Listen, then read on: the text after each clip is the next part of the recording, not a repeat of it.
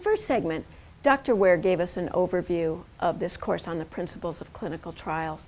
So it's important now for us to consider, why are clinical trials important? Why is it that they say that clinical trials are the gold standard of research strategies? To do that, we need to step back a second, and we need to put clinical trials in the context of all other available research strategies. And what is it, in what location is clinical trials sort of unique? So the goals of this session will be to underscore the importance of looking at the totality of evidence in assessing a research question, to provide an overview of the available clinical research strategies with their strengths and their limitations, and to consider the unique role of randomized clinical trials as a study design. When we think about the totality of evidence, there are two main principles we need to remember. The important thing to know is that any research question can be addressed using a number of different design strategies.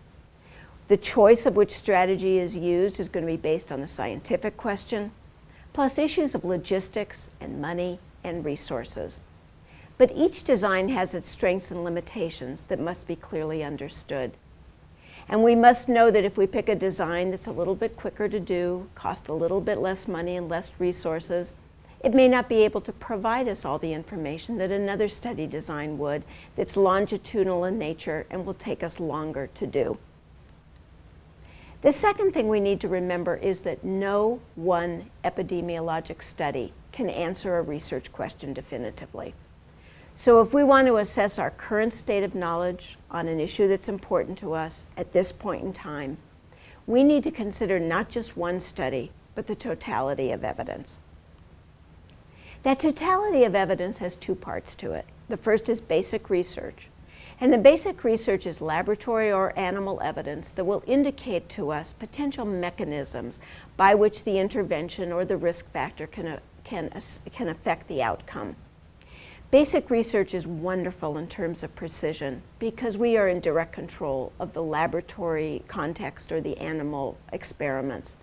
But it's really difficult in terms of relevance to know how a dose of a particular drug given to an animal, looking at something like regression of atherosclerosis, is going to be relevant to humans who would have a different dose, where we really want to look at a clinical outcome, not an intermediate outcome. The second part of the totality of evidence is epidemiologic studies, which are unique in that they are in humans. They give us the most relevant information we can get. But the precision is a little more difficult, because not only will someone eat a particular diet or take a particular drug, but they will have all sorts of demographic characteristics, medical history characteristics, and lifestyle characteristics. And how do we know that is the effect of the drug we're looking at, as opposed to all these other variables or lifestyles that they are living? In epidemiologic studies, we refer now to two different kinds of studies, descriptive versus analytic. Descriptive are the studies that just tell us who is getting this outcome, what outcome are they getting it, when are they getting it, where are they getting it. They raise hypotheses that we're going to test in the analytic studies. The analytic studies answer the question, why? Those are the studies that allow us to test hypotheses. And analytic design strategies have two kinds also. One is observational studies and one is going to be interventional studies. In the observational studies, there's two kinds, case control and cohort, but the hallmark of the observational studies, regardless of what kind it is that the exposures are self-selected. We simply observe whether the person is exposed or not, takes the drug or not, and then whether they develop the outcome that we are interested in or not. In an observational study, it's only going to be observing people. In an intervention study, such as a randomized controlled trial, the hallmark difference is that the exposures are actually allocated by the investigators. They are not self-selected. And therefore, this is going to be closest to a laboratory experiment that we have in clinical research. It's going to be the basis of our evidence-based recommendations, and in fact, it's going to be required by regulatory bodies, such as the U.S. Food and Drug Administration when they want to do and decide upon a prescription labeling. So just to look at a schematic of what all studies are like, these analytic studies, We have a situation where for every study, we are going to need to know whether the person was exposed or not, and we're going to need to know whether the person developed the disease or the outcome or not. And the investigator is going to be there at some point of the study. In a case control study, it's going to be an observational study where we select people into the study on the basis of the outcome. In fact, whether they are diseased or not. So in this schematic, we see that the investigator is out at the part where they can determine whether the person does or does not have the outcome. And then they're going to go back and find out whether the person was exposed or not. In a cohort study, the investigator just starts at the beginning of the study rather than at the end. It's an observational study, but the participants are selected into the study on the basis of their exposure status. So the investigator chooses people into the study who are exposed and non-exposed, and then follows them up for the development of the outcome. In a randomized trial or an intervention study, it has the structure of a cohort study, but the difference is that the exposure is allocated by the investigator.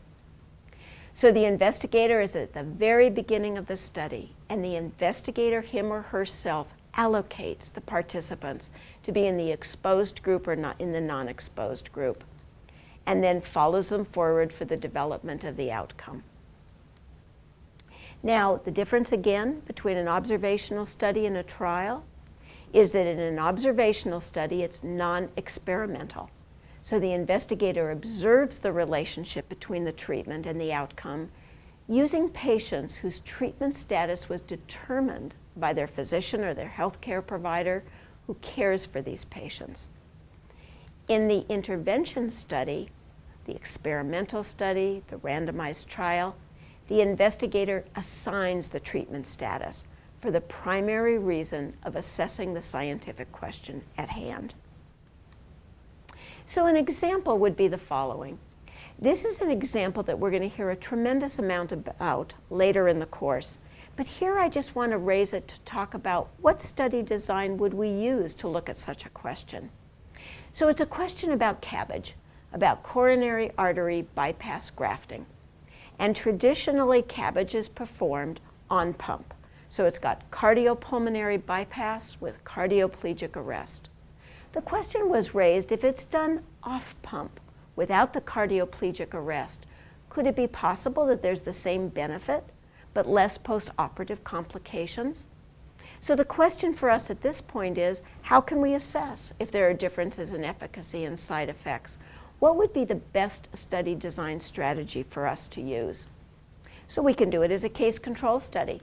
And in the case control study, we would take two groups of patients.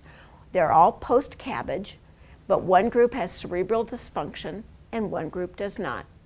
And the investigator will go back and determine whether each of those patients was on or off pump when they had their CABG. And then when we're talking about then case control studies, we can see quite clearly there would be some strengths and limitations of that design. In particular, the case control study is going to be very efficient because the outcome has already occurred. We don't have to wait to see whether people are going to develop their cognitive dysfunction or not. They already have or they already have not. So it's a very efficient study design with respect to personnel, with respect to costs, with respect to time. It also is going to help us with respect to the long latent period. If in fact this is not the case where you have the surgery and immediately thereafter you get the cognitive dysfunction, you're going to have to wait for a period of time. That period of time may be a day, a week, a month. It may be that we care about what happens in the first year. And that period is now gone by because we take people who already have the outcome, the cognitive dysfunction that we're interested in looking at. In addition, we can look at multiple risk factors for this outcome. So we have a group of people with and without cognitive dysfunction. We will find out whether they were on or off pump during their surgery.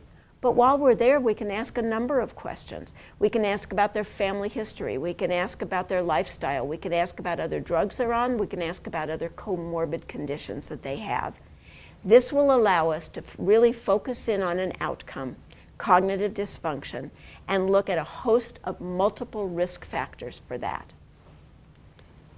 It is often because of those reasons the first design that people choose to see whether in fact there appears to be a relationship between on-off pump, the exposure, and the outcome of cognitive dysfunction. But there are limitations of the case control study. What about that exposure? What about what time period, what window of time are we most interested in? If we have someone with cognitive dysfunction, are we going to say, have you had the surgery within the last week? Or can I go backwards and say, how about the last month? Or should I go before that and ask about the last year? Or do I care whether they've ever had such a surgery? Will it still possibly increase your risk of cognitive dysfunction? And the farther that we go back in time, the more that we are concerned we're not getting accurate information about the exposure. So the on-off pump would mean that that would have to be available in the medical records for us to determine. But what if now we're asking about family history and asking about their diet or their physical activity or other possible factors that are of importance to us? Will they remember that if we are asking many years in the past? And in addition, the potential for bias. Because in a case control study, at the time that we begin the study, we already know whether the person has cognitive dysfunction or not, and the person knows that also. So is it possible that they will respond to our questions about their lifestyle or their family history, drugs they have taken, and comorbid conditions that they have differently because they know that they have the outcome that is of interest to both us and to them? So what if we did it another way? What if we did it and went on to do a cohort study? In a cohort study, we would identify participants by their exposure status, whether they had their CABG on pump or off pump. And we would follow them forward for short and long-term outcomes. What happens to them over 24 hours, over 3 days, over 1 year, over 5 years? And there'll be strengths and limitations of that approach also.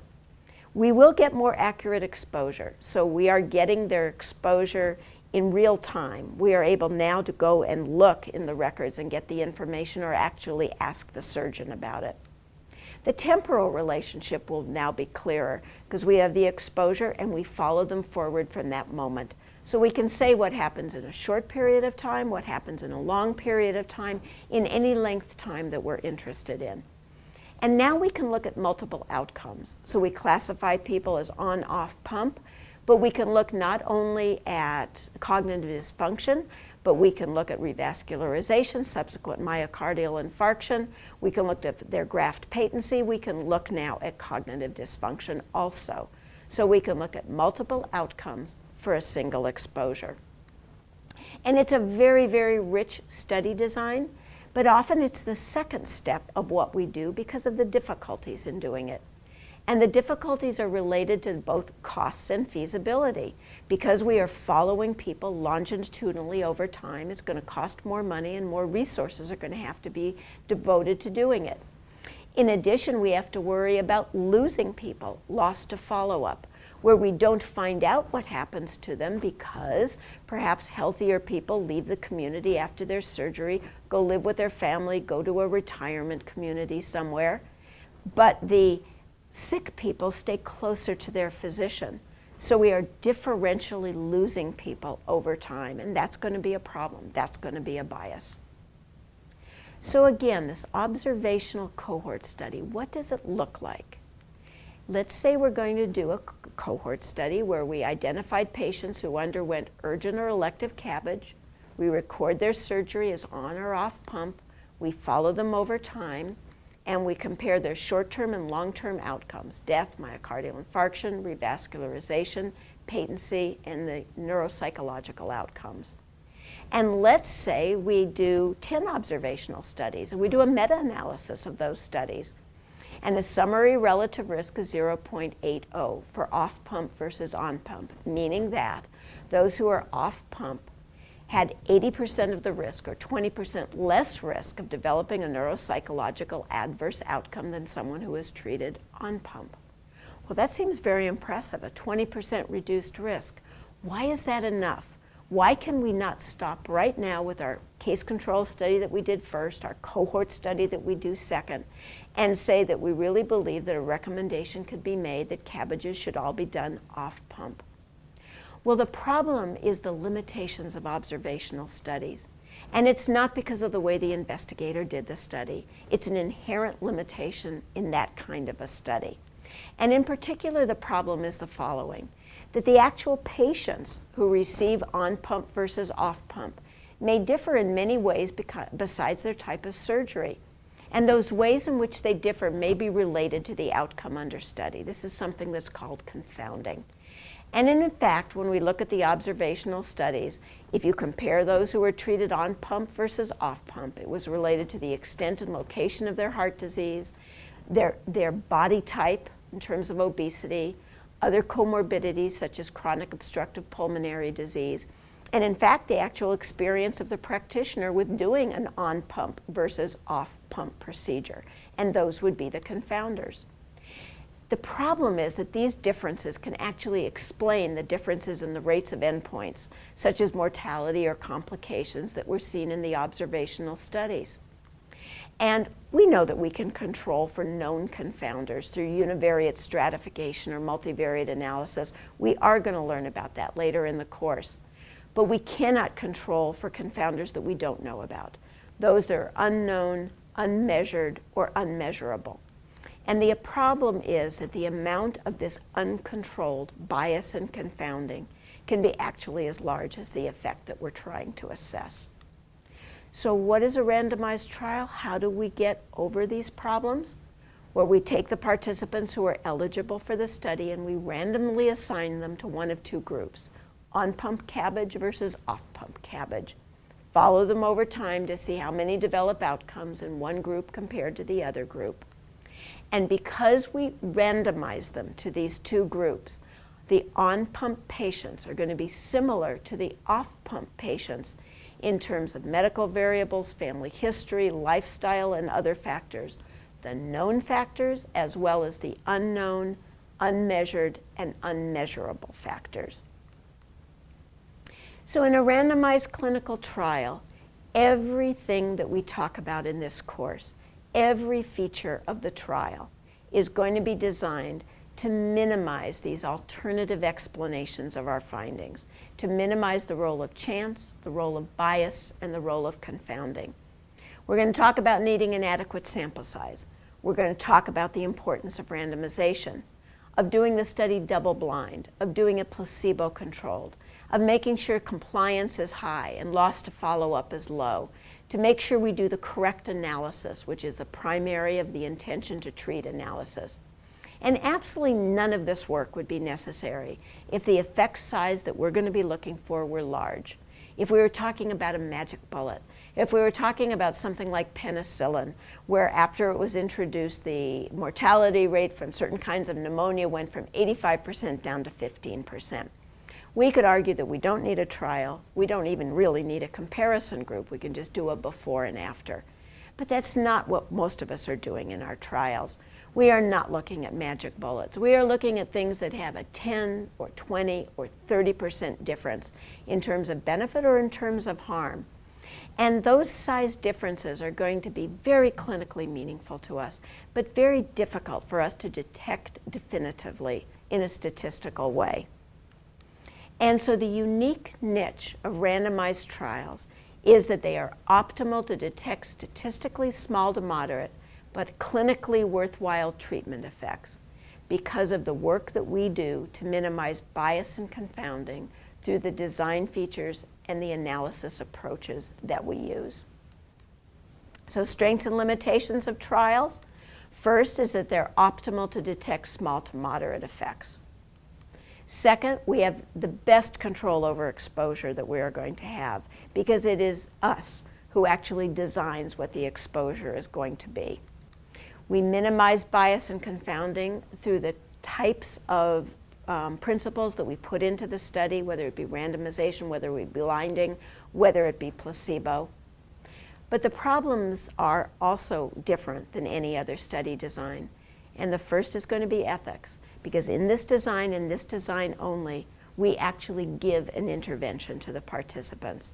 And so we must think about whether we are ethically justified in doing so. The second is going to be cost and feasibility, because we actually give them the intervention, and feasibility because they have to be willing to accept that we are randomizing them to receive the intervention or to a comparison group. They have to be willing to work with us, to be compliant in the taking of the intervention, and allow us to get outcome information on them so the loss to follow-up is small. So the bottom line is that randomized clinical trials are more logistically difficult, more expensive, and have more issues related to their design, their conduct, their analysis, and their interpretation than any other study design. And they have the unique issues of ethical considerations. But if they are ethically appropriate for your particular question, and if they are well designed and conducted, they're going to provide a level of assurance about the effect of the intervention itself on the outcome that simply cannot be achieved by any other epidemiologic design strategy.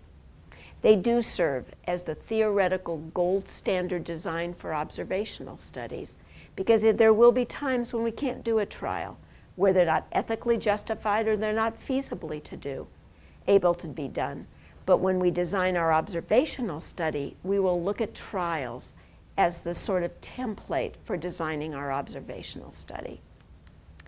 And so for the next segment, now we've talked about the sort of why clinical trials are unique, what information they can give us, and now we need to turn to Dr. Antman, who will talk about clinical trials to improve human health. Thank you.